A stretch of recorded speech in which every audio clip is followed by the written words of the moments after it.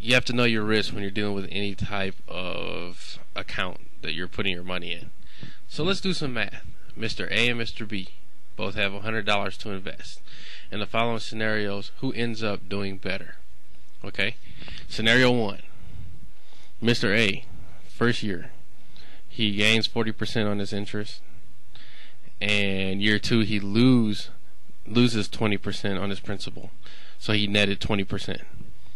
Mr. B gained 10% for both years, which netted 20%.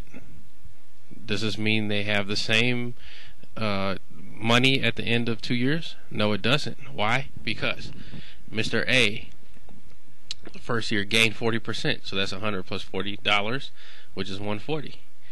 Now, year 2, he lost 20%, so now you take the new principal, which is $140, and you subtract 28, which nets him $112 for Mr. A. Now, Mr. B never lost any money off his principal, so each year he gained 10%. So $100 plus $10 at the end of the first year. So when we go to year 2, his new principal is $110. So now it's $110 plus 11. So Mr. B netted $121. So in this first scenario, you can see that losing money is key. Just because you have a certain percentage, or if two people have the same percentage, doesn't mean they have the same amount of money. Now, from this scenario 2, let's look at a more drastic depiction of knowing your risk. Okay, so Mr. A, year 1, he accrues 50%, and year 2 he loses 50%, which nets 0. And Mr. B, both years he doesn't earn any interest on his account, so 0. So he ends up with 0%.